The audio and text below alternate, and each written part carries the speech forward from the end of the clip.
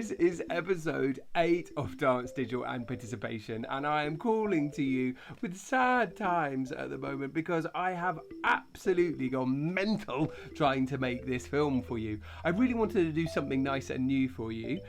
Each week we've been having interview by interview, and this week I had a little holiday break and I thought, you know what, I'm going to try something new.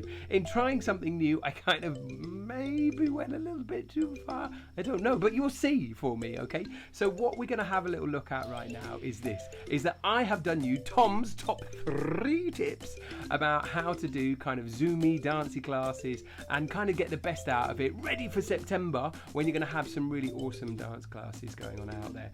I really hope that this works. The lights have been going wrong and the camera's been going wrong, the sound's been going wrong and I've been going wrong, and I just want it to work. Now before I can do any more, let's jump straight into the intro and hopefully something will happen.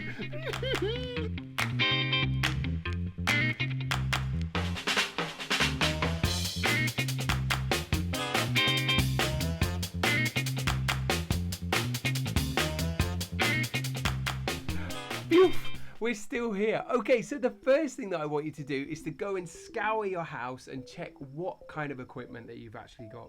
So check if you've got an Android phone, whether you've got an iPhone, whether you've got an iPad or a different kind of tablet, whether you've got a DSLR or a little handy cam somewhere, and just check what resolution is it working at, how quickly and easily can I use this. But what you want to try and do is get the best vision at your end to send down at their end. So really check out your vision and your cameras. Second, number 1, have you got any kind of microphone? At the moment, most of the microphones are coming through the cameras and they're not so great, and the sound is not so great. We know that they're not very forgiving of sound. So if you find yourself in a position where you can't really hear somebody or you can't really hear the music, then people switch off. So make sure or invest in a little microphone. And I'm going to put some links down below just to suggest what you might be able to connect to your phone or what you might be able to connect to your laptop to get some better sound quality. Number 3 of equipment is lighting. Now you can go all the way to some fancy studio lights that make the room nice and bright and really sunlit, or you can just get some of your good old lamps and point them in your direction. If all of that's failing, you just want to make sure that window is here, you are here, and camera is making sure that it's nice in the right place so you're really brightly lit. That's top tip number 1. Check your equipment, your vision, your sound and your lighting, and you should be good to go.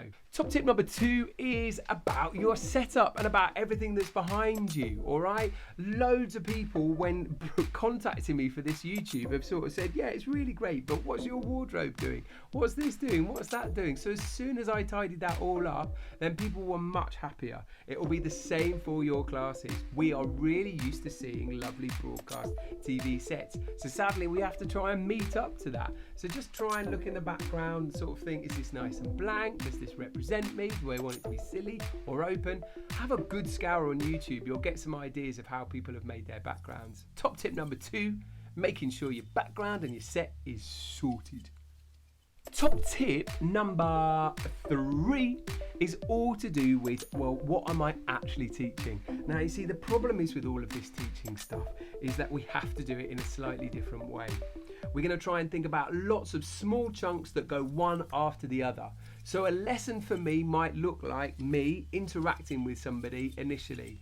Then it will look at something else, like we might go to a pre-recorded link in a Zoom class, or we might go to a little YouTube page to go and see something else. Then we might come back to Zoom and we might have breakout rooms to be able to divide people so they can do a different activity. Then they might come back together, then they might look at another little YouTube link, and then the lesson might end. The thing is, if you stick to one format, that's where people drop off and get bored. If they're not really engaged with their own computer and they're just engaged with the vision, it can be really tricky. So do think about how you can break your lesson up. Okay, phew, we got all the way through our 3 top tips, and I really hope that you enjoyed it. I just wanted to try something a little bit different. So if you have enjoyed it, please give me a thumbs up. If you didn't enjoy it, do a thumbs down, but don't tell me, please. If you could write a comment, love this, Tom, I'd like more of these, please, or you'd want some more information from the links, please pop it in the comments below. I'm assuming that you're all subscribing because you love it, and I love dance, and you love dance, and we want lots of these, which leads me last of all to say, we want to see everybody dancing every day. Have you danced today? If not, why not? because, you know, dancing just makes us feel great. It makes my brain great. It makes your brain great. It's going to make us brilliant people, yeah? So get dancing.